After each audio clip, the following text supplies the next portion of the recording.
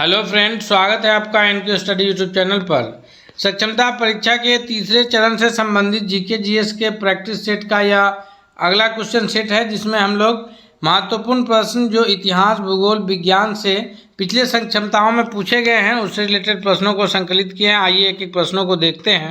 निम्नलिखित में से कौन भारत में गांधी जी का प्रथम सत्याग्रह था जिसमें उन्होंने सविनय अवज्ञा का प्रयोग किया था? यह जो सत्याग्रह है इनके द्वारा किया गया, यह चंपारण सत्याग्रह है या अहमदाबाद में मिल मजदूर का विरोध था या फिर रॉलेट एक्ट के विरुद्ध सत्याग्रह है या फिर रवेड़ है? इसका करेक्ट आंसर क्या होगा?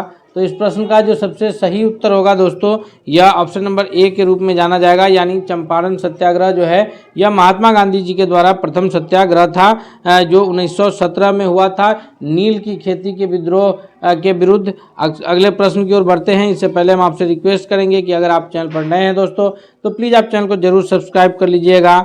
दूसरा नंबर प्रश्न है हमारे स्क्रीन पर कि चंपारण आंदोलन मुख्यतः किसके विरोध में था? यानी चंपारण आंदोलन का जो विरोध था वह भू राजस्व के विरुद्ध था या नकदी फसल के? ब्रिटिश सरकार, तो हम सभी जानते हैं कि ब्रिटिश सरकार ने जो है वह 3 कठिया प्रथा अपनाया था, यानी प्रत्येक 20 कट्ठों में से भारतीय किसानों को 3 कट्ठों में नील की खेती करनी पड़ती थी, जिससे भूमि जो है लगातार बंजर होते जा रहे थे। इसके विरुद्ध यह आंदोलन था, अर्थात जो चंपारण आंदोलन था वो मुख्यतः ब्रिटिश सरकार के विरुद्ध था। दूसरा नंबर प्रश्न का जो करेक्ट आंसर है दोस्तों वो ऑप्शन नंबर सी के रूप में जाना जाएगा। नेक्स्ट क्वेश्चन है, क्वेश्चन नंबर तीसरा है कि किस क्षेत्र में राहुल सांकृत्यायन ने 1920 के असहयोग आंदोलन में सक्रिय थे? यह भारत के किस क्षेत्र में जो है राहुल सांकृत्यायन 1920 के जो असहयोग आंदोलन चला इसमें सक्रिय रूप से अपनी भूमिका इन्होंने निभाया था? तो तीसरा नंबर प्रश्न का जो सबसे सही उत्तर है दोस्तों वो ऑप्शन नंबर ए के रूप में जाना जाएगा, यानी छपरा क्षेत्र में। Option number A correct answer है। क्वेश्चन नंबर चौथा है कि बिहार प्रोविंशियल किसान सभा का गठन जो है यह किस तिथि को किस सन में हुआ है? तो इसका करेक्ट आंसर है चौथा नंबर प्रश्न का कि बिहार प्रोविंशियल किसान सभा का गठन 1929 ईस्वी, अर्थात ऑप्शन नंबर ए जो है करेक्ट आंसर है। नेक्स्ट क्वेश्चन की ओर बढ़ते हैं। क्वेश्चन नंबर 5 है कि 1934 में बनी बिहार सोशलिस्ट पार्टी के सचिव कौन थे? जी ध्यान से देखिएगा, 1934 में बिहार सोशलिस्ट पार्टी का जो गठन हुआ था उसके सचिव का नाम पूछा जा रहा है। तो इस प्रश्न का जो करेक्ट आंसर है वो कौन सा जाना जाएगा? आचार्य नरेंद्र देव जी जो हैं यह बिहार सोशलिस्ट पार्टी के अध्यक्ष थे और सचिव के रूप में जो कार्यरत थे वह थे option number B Jayaprakash Narayan ji. Next question की ओर बढ़ते हैं हम लोग। अगला क्वेश्चन है, क्वेश्चन नंबर 6 है कि कैबिनेट मिशन के कौन सदस्य नहीं थे? ये जो सदस्यों के नाम है हमारे स्क्रीन पर, पैथिक लॉरेंस, जॉन मार्शल और एबी अलेक्जेंडर, स्टेफोर्ड क्रिप्स में से कौन जो है वह कैबिनेट मिशन के सदस्य के रूप में नहीं जाने जाएंगे? तो इस 6 नंबर प्रश्न का correct answer option number b है कि जॉन मार्शल जो है यह कैबिनेट मिशन के सदस्य के रूप में नहीं जाने जाते हैं। नेक्स्ट प्रश्न की ओर बढ़ते हैं हम लोग। अगला क्वेश्चन क्वेश्चन नंबर 7 है कि ऑपरेशन जीरो आवर, जी ऑपरेशन जीरो आवर किस आंदोलन से संबंधित है? यह असहयोग आंदोलन जो कि 1920 में चला उससे संबंधित है या सविनय अवज्ञा आंदोलन, याद रखिएगा, यह 1930 में चला उससे संबंधित है जो कि नमक सत्याग्रह से शुरू हुआ था, और फिर भारत छोड़ो आंदोलन जो 1942 में चला उससे संबंधित है, या बारदोली सत्याग्रह से संबंधित है जिसके सफल आंदोलन के नेतृत्व के वजह से ये वल्लभ भाई पटेल को गांधी जी के द्वारा सरदार की उपाधि दी गई थी। तो इसका करेक्ट आंसर क्या है? 7वां नंबर प्रश्न का जो सही उत्तर है कि ऑपरेशन जीरो आवर का जो संबंध है वो भारत छोड़ो आंदोलन से है जिसकी शुरुआत 9 अगस्त 1942 को हुई थी। अगले प्रश्न की ओर बढ़ते हैं हम लोग। नेक्स्ट क्वेश्चन है, क्वेश्चन नंबर 8 है कि कश्मीर में जनमत संग्रह का निर्देश सुरक्षा परिषद द्वारा किस वर्ष किया गया था? कश्मीर जो वर्तमान में कश्मीर में जो ये जनमत संग्रह का निर्देश प्राप्त हुआ था यह सुरक्षा परिषद के द्वारा, इसका करेक्ट ऑप्शन नंबर सी यानी 1948 के रूप में जाना जाएगा। नेक्स्ट प्रश्न की ओर बढ़ते हैं। अगला क्वेश्चन देखते हैं। तो क्वेश्चन नंबर 9 है कि व्यक्तिगत सत्याग्रह में कौन शामिल नहीं थे? जी प्रथम व्यक्तिगत सत्याग्रही के रूप में जो नाम आता है वो आचार्य विनोबा भावे का। तो इसमें से कौन व्यक्ति जो है वो व्यक्तिगत सत्याग्रह में शामिल नहीं है? 9वां नंबर प्रश्न का जो करेक्ट आंसर है वो ऑप्शन नंबर डी के रूप में जाना जाएगा कि जयप्रकाश नारायण जी जो है वह व्यक्तिगत सत्याग्रही के रूप में नहीं जाने जाते हैं, क्योंकि व्यक्तिगत सत्याग्रह में ये जयप्रकाश नारायण जी शामिल नहीं थे। जयप्रकाश नारायण जी जो आज़ादी के बाद अगर हम लोग बात करें तो इनका और भी योगदान बढ़ जाता है। संपूर्ण क्रांति का आह्वान करते हैं। इस प्रश्न के लिए जो करेक्ट आंसर है वो ऑप्शन नंबर डी है। नेक्स्ट क्वेश्चन है 10 है कि कांग्रेस अधिवेशन 1947 में देश के विभाजन को स्वीकार करने का प्रस्ताव किसने प्रस्तुत किया था। यानी कांग्रेस का जो अधिवेशन 1947 में हुआ उसमें देश के विभाजन को स्वीकार करने के लिए इस अधिवेशन में प्रस्ताव को किसने पेश किया था। जी 10वां नंबर प्रश्न का जो सही उत्तर है वो ऑप्शन नंबर सी के रूप में जाना जाएगा कि गोविंद बल्लभ पंत जी के द्वारा जो है यह प्रस्ताव पेश किया गया था। नेक्स्ट क्वेश्चन की ओर बढ़ते हैं। क्वेश्चन नंबर 11 है कि प्रथम विश्व युद्ध में अंग्रेजों का साथ देने के कारण गांधी जी को कौन सी उपाधि दी गई। प्रथम विश्व युद्ध जो 1914 से 18 के बीच चला था, जिसमें अंग्रेजों ने भारतीयों के साथ छल किया था। छल ये किया था कि ये उन्होंने कहा कि हम जो है विश्व युद्ध के पश्चात आपको आज़ाद कर देंगे अगर विश्व युद्ध में भारत जो है मित्र राष्ट्र जिसमें इंग्लैंड शामिल था उसका अगर साथ देता है तो विश्व युद्ध जीतने के बाद जो है वो भारत को स्वतंत्र घोषित कर देगा। इसमें जो है लोगों ने उन्हें साथ दिया लेकिन वो ऐसा किए नहीं। तो 11वां नंबर क्वेश्चन का जो करेक्ट आंसर है उसके बाद जो गांधी जी को कैसर हिंद की उपाधि दी गई और फिर जब 1919 में जलियांवाला बाग हत्याकांड हुआ तो उस वक्त गांधी जी ने जो है ये केसरी हिंद की उपाधि लौटा दी थी। रविंद्रनाथ टैगोर ने जो है वो सर नाइटहुड की उपाधि लौटा दी थी। तो ये सारी उपाधि जो है जलियांवाला बाग हत्याकांड के वक्त जो है लौटा दिया गया, जो कि गांधी जी को कब दिया गया था 1914 से 18 के बीच जो प्रथम विश्व युद्ध का ये हुआ उस दौरान अंग्रेजों ने इन्हें दिया था। नेक्स्ट क्वेश्चन है क्वेश्चन नंबर 12 है कि 1938 में सुभाष चंद्र बोस किसे अध्यक्ष चुनाव में हरा करके कांग्रेस के अध्यक्ष बने। तो 1938 में जो कांग्रेस की अधिवेशन था उस अध्यक्षता में जो गांधी जी के सदस्य के गांधी जी के जो ये रूप में जाने जाते हैं कि गांधी जी चाहते थे कि वो अध्यक्ष बने, तो वो उन्हें हरा करके सुभाष चंद्र बोस जो है वो भारतीय राष्ट्रीय कांग्रेस के अध्यक्ष बने थे।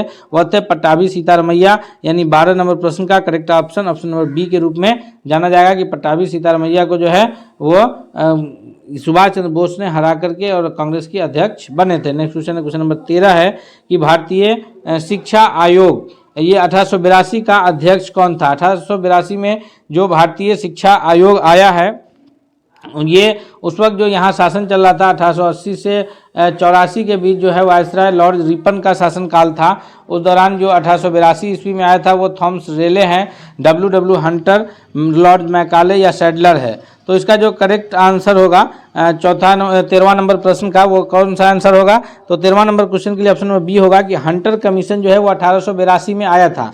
भारतीय शिक्षा आयोग के रूप में हंटर कमीशन दो नाम से आता है। एक जलियांवाला बाग हत्याकांड की जांच करने के लिए बाद में 1919 में गठित होता है। दूसरा जो है हंटर कमीशन शिक्षा के लिए आया था 1882 ईस्वी में लॉर्ड रिपन के शासनकाल में।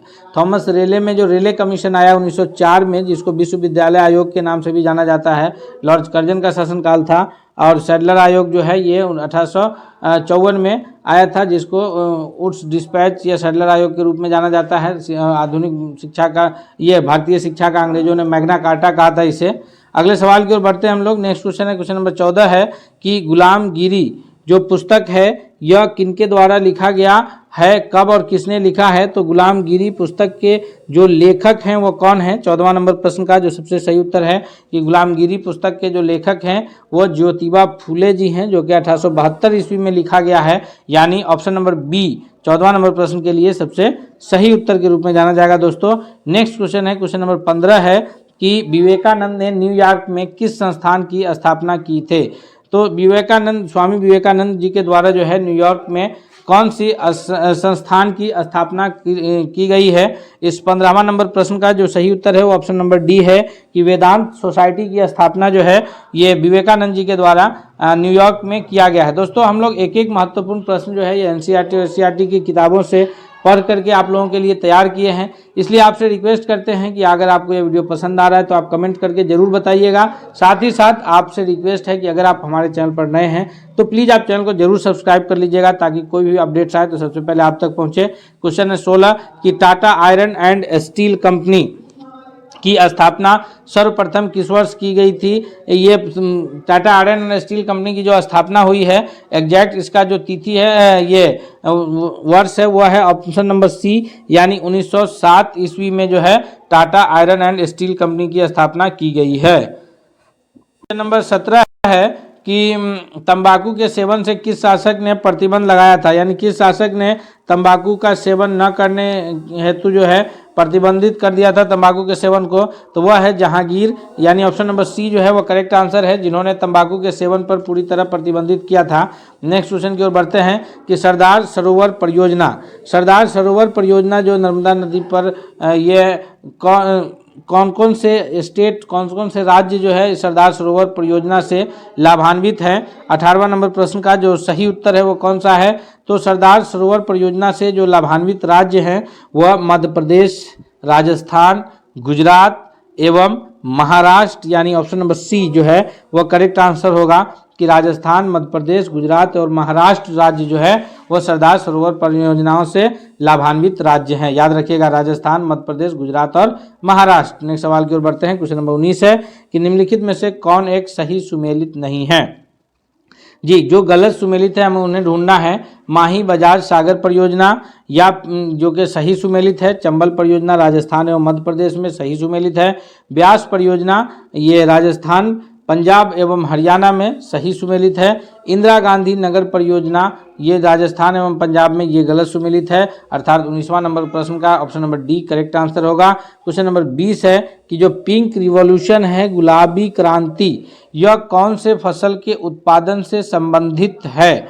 बहुत सारे फसलों के उत्पादन से अलग अलग जो है क्रांतियाँ हुआ है, जैसे खाद्य फसल गेहूं वगैरह के लिए हरित क्रांति है, दूध उत्पादन के लिए जो है श्वेत क्रांति है। तो इसी प्रकार से जो है जो गुलाबी क्रांति है ये पिंक रिवॉल्यूशन है, इसका जो संबंध है 20वां नंबर प्रश्न का वो ऑप्शन नंबर बी है कि झींगा मछली के उत्पादन से संबंधित है, यानी ऑप्शन नंबर बी जो है इसका करेक्ट आंसर है।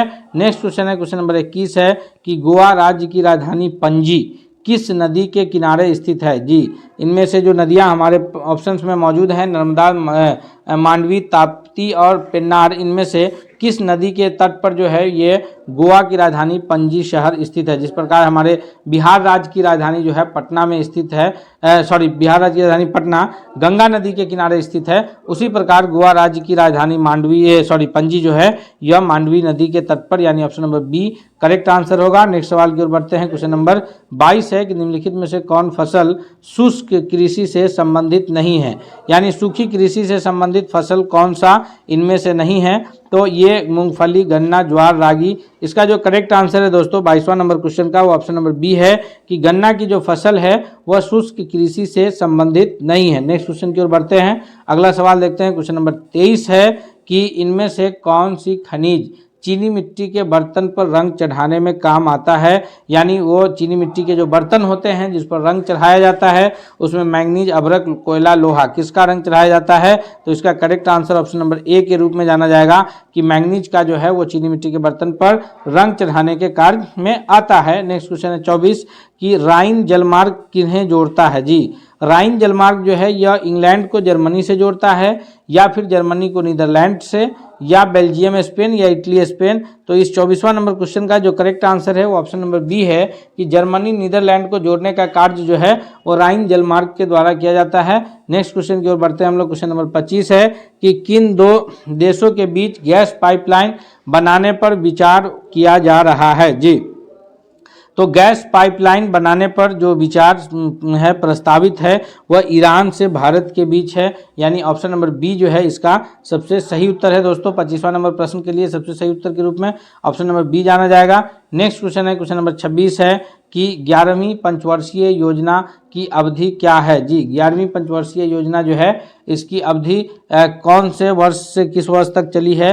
तो इसका जो सबसे सही उत्तर है ऑप्शन नंबर बी के रूप में जाना जाएगा कि 2007 से 12 तक जो है वह 11वीं पंचवर्षीय योजना की अवधि रहा है। योजना काल जो है वह 7 से 2012 तक का रहा है। क्वेश्चन नंबर 27 है कि अनुच्छेद 19 में वर्णित जो स्वतंत्रताएं हैं वह इनमें से किसको प्राप्त है? जी, ध्यान देने योग्य है कि अनुच्छेद 19 यानी जो अनुच्छेद की बात हो रही है यह अनुच्छेद जो है मौलिक अधिकार से संबंधित अनुच्छेद में शामिल है, क्योंकि मौलिक अधिकार का जो वर्णन है वो 12 से 35 के बीच है, जिसमें 14 से 18 के बीच जो है वो समानता का अधिकार है, और उसके बाद जो है 19वां अनुच्छेद में स्वतंत्रता का अधिकार शामिल है। तो यह जो स्वतंत्रताएं हैं यह किसको दिया जाएगा, तो इसका जो करेक्ट आंसर होगा वो ऑप्शन नंबर सी, कि केवल भारतीय नागरिकों को। यानी ऐसा नहीं है कि वो जो स्वतंत्रता का अधिकार है वो भारत में रहने वाले किसी को भी, भारत में कोई भी निवास जो करेंगे तो हो सकता है कि वो दूसरे देश के नागरिक हों, किसी अन्य काम से शिक्षा पाने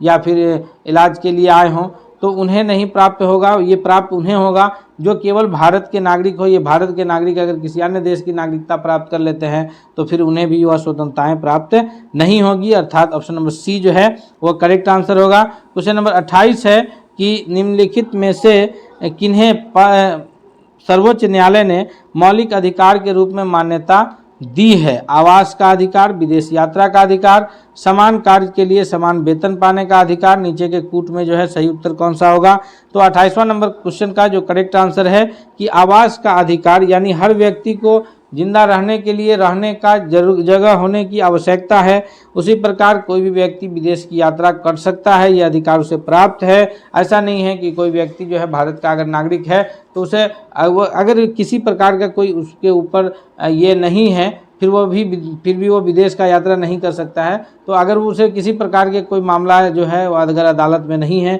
तो विदेश की यात्रा करने का वो पूरी तरह अधिकार रखता है। उसी प्रकार अगर कोई व्यक्ति समान कार्य कर रहा है तो उसके बदले जो है उसे समान वेतन पाने का भी अधिकार है। अर्थात 28वां नंबर क्वेश्चन का जो करेक्ट आंसर कूट होगा वो ऑप्शन नंबर डी के रूप में जाना जाएगा कि ये सभी अधिकार जो है वो मौलिक अधिकार में निहित है। नेक्स्ट क्वेश्चन नंबर 29 है कि निम्नलिखित मौलिक अधिकारों में किसे डॉक्टर बी.आर. अम्बेडकर ने संविधान का हृदय एवं आत्मा की संज्ञा दी है।